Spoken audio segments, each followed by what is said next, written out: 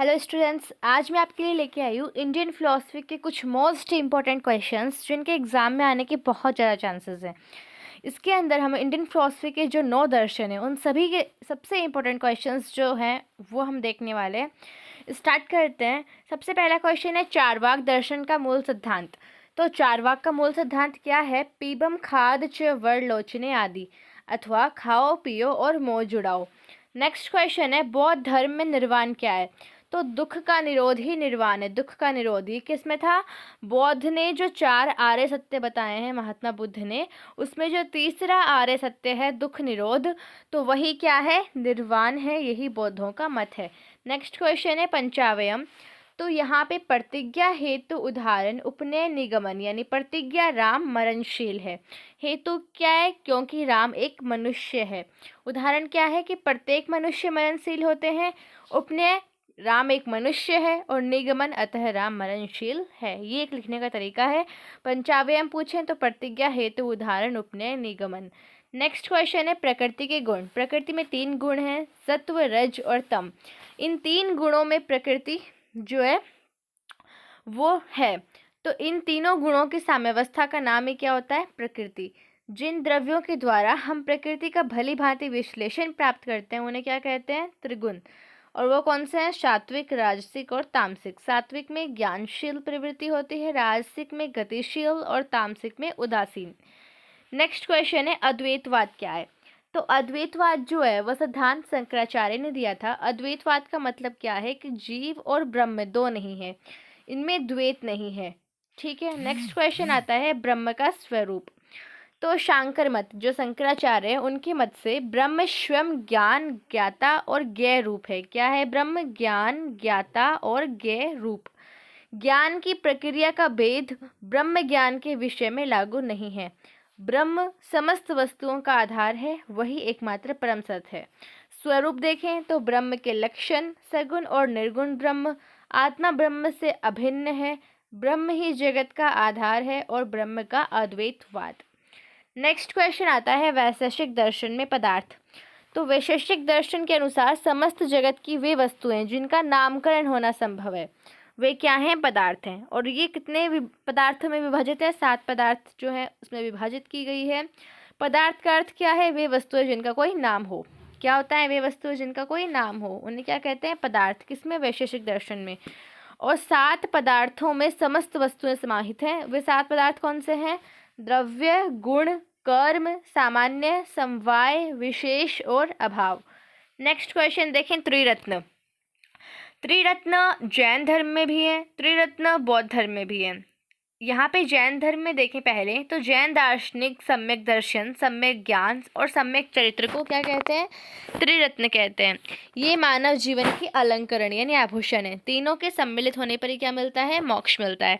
और बौद्ध धर्म में त्रिरत्न पूछ ले तो बुद्ध, धम्म और संघ। नेक्स्ट क्वेश्चन है विवर्तवाद क्या है? तो विवर्तवाद एक दार्शनिक सिद्धांत है जिसके मुताबिक संसार ब्रह्म की एक क्या है? अवास्तविक अभिव्यक्ति है। विवर्तवाद के मुताबिक ब्रह्म में बदलाव होने का भ्रम होता है लेकिन वास्तव में कोई बदलाव नहीं होता। विवर्तवाद क्या बोलता है? जो ब्रह्म है हमारा उसमें बदलाव होने का हमें क्या होता है? भ्रम होता है, लेकिन वास्तव में कोई बदलाव नहीं होता। वह एक भ्रम होता है, कल्पना होती है, काल्पनिक होता है। नेक्स्ट क्वेश्चन है त्रिविध दुख और उसका स्वरूप। तो साधारणतः 3 प्रकार के दुख हैं, आध्यात्मिक, आदिभौतिक और अधिदैविक। कौन कौन से दुख हैं? 3 प्रकार के, आध्यात्मिक, आदिभौतिक और अधिदैविक।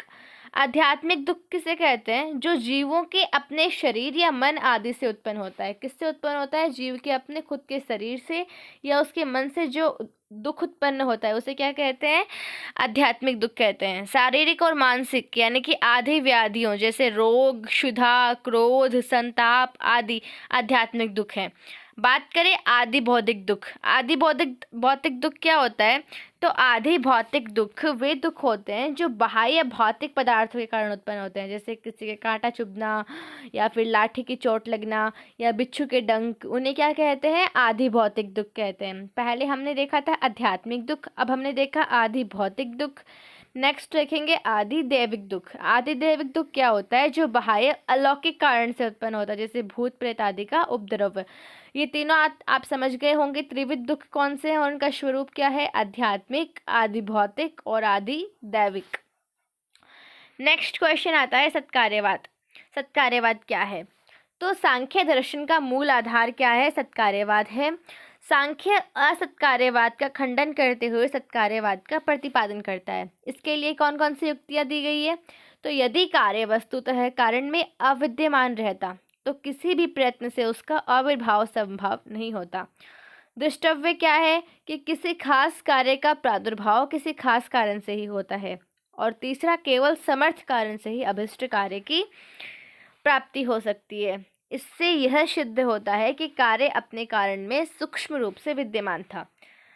फोर्थ देखें तो यदि कार्य सचमुच कारण में अविद्यमान रहता तो इसका अर्थ क्या है कि असत से सत की व्युत्पत्ति होती है जो सर्वथा असंभव है। और लास्ट आता है कि वस्तुतः कार्य कारण से भिन्न नहीं है अपितु अभिन्न है। एक ही वस्तु की अव्यक्त और व्यक्त अवस्थाओं को हम कारण और कार्य के नाम से पुकारते हैं। इन सब बातों से क्या निष्कर्ष निकलता है कि कार्य अपनी अभिव्यक्ति के पूर्व भी कारण में विद्यमान था। यह सिद्धांत क्या है? सत्कार्यवाद है। और इन सभी से अंत में हम सार निकालें तो क्या सार निकलता सत्कार्यवाद का? तो सत्कार्यवाद का मूल सार यह निकलता है कि जो हमारे पास कार्य है वह उत्पत्ति से पूर्व भी कारण में विद्यमान रहता है। नेक्स्ट क्वेश्चन देखें, द्रव्य।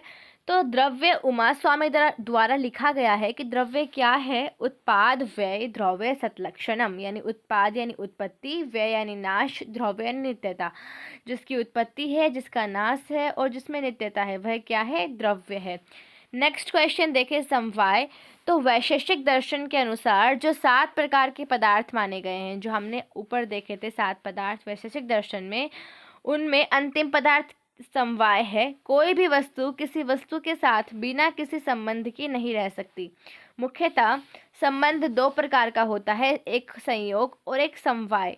संयोग संबंध उन वस्तु में होता है जो संयोग के बिना भी अपने पृथक सत्ता धारण कर सकती है और यह संबंध अनित्य होता है। पर जो समवाय संबंध है उसमें नितांत भिन्न है। वह वस्तु द्रव्य में रहने वाला नित्य संबंध है।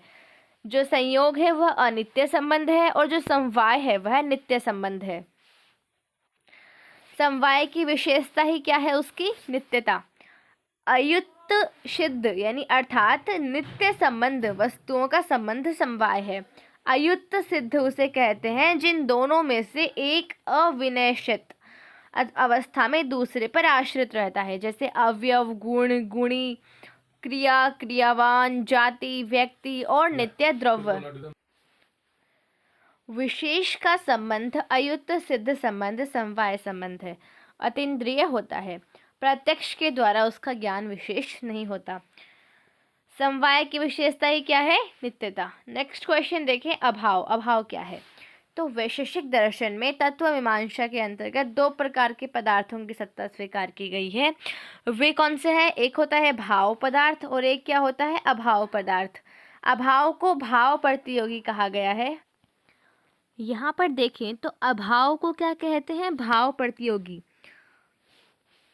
अभाव को क्या कहा गया है? भाव प्रतियोगी कहा गया है। अतः भाव का निषेध ही क्या है? अभाव है।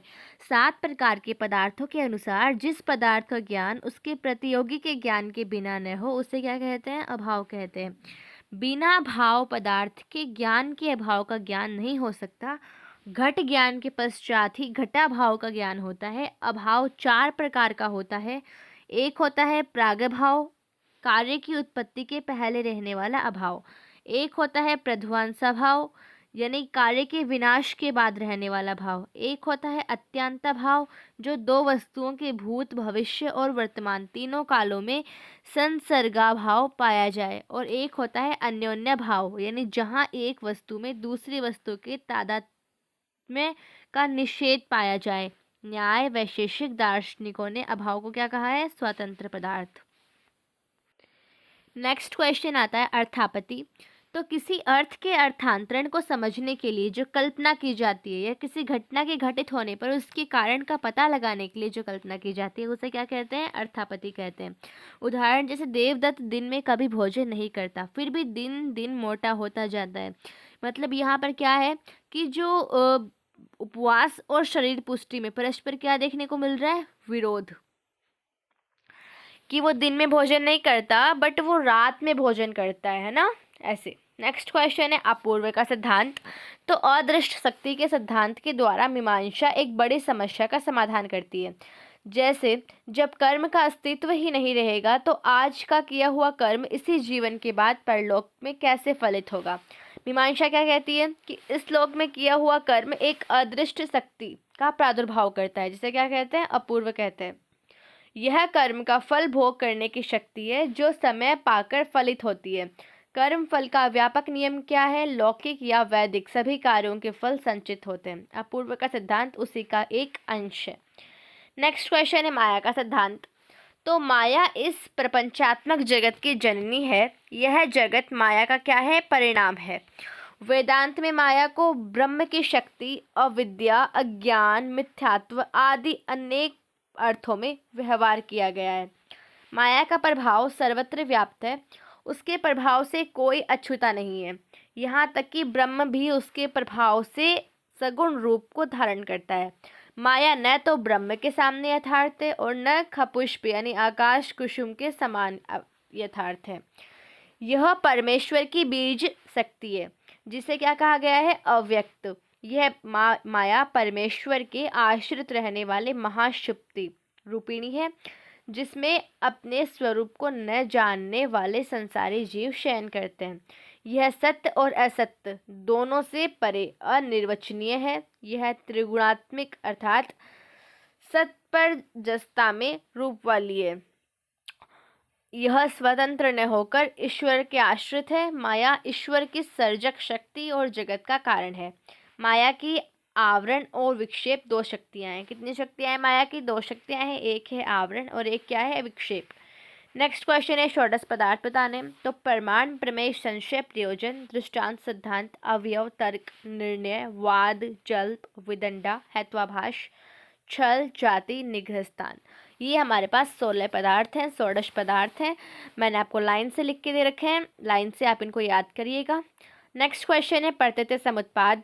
तो बौद्ध दर्शन के अनुसार बाह्य और मानस जितनी भी घटनाएं घटित होती हैं उन सभी के कुछ न कुछ कारण अवश्य होते हैं। बिना किसी कारण के कोई भी घटना घटित नहीं हो सकती। यह नियम किसी चेतना शक्ति से नहीं चलता अपितु स्वयं चालित है। सामग्रियों के प्रत्यय में एक साथ होने पर ही कार्य की उत्पत्ति होती है। जैसे मन, चक्षु, विषय का रूप, आलोक आदि के संयोग से रूप ज्ञान उत्पन्न, अर्थात उसकी उत्पत्ति अकस्मात नहीं होती, किसी कारण से होती है। बुद्ध की द्वितीय आर्य सत्य में निहित द्वादश निदान के अनुसार प्रत्येक वस्तु का कारण है। यह नियम संस्कृत में प्रतीच्य समुत्पाद और पाली में पतिच्य समुत्पाद के नाम से प्रसिद्ध है। नेक्स्ट क्वेश्चन देखिए अष्टांगिक मार्ग कौन कौन से हैं। तो यम, नियम, आसन, प्राणायाम, प्रत्याहार, धारणा, ध्यान, समाधि, ये हमारे पास अष्टांगिक मार्ग है। नेक्स्ट क्वेश्चन है लोकायत। तो लोक का अर्थ क्या है? संसार जगत से है। और आयत का अर्थ क्या है? विस्तृत, यानी चारवाक दर्शन संपूर्ण संसार में फैला हुआ है और चारवाक दर्शन का नाम ही क्या है? लोकायत। नेक्स्ट क्वेश्चन है प्राणायाम। तो श्वास और प्रश्वास को नियंत्रित करना। पूरक, कुंभक, रेचक, 3 भागों में बटाए। पूरक श्वास को तेज गति से अंदर लेना, कुंभक श्वास को अंदर रोक कर रखना और रेचक श्वास को बाहर छोड़ना। आपको वीडियो कैसा लगा? अगर आपको वीडियो अच्छा लगा तो वीडियो को लाइक कीजिए, चैनल को सब्सक्राइब कीजिए। किस तरह की वीडियो चाहिए इसके लिए आप मुझे कमेंट कर सकते हैं। पीडीएफ के लिए आप टेलीग्राम ग्रुप को ज्वाइन कर सकते हैं। All the best.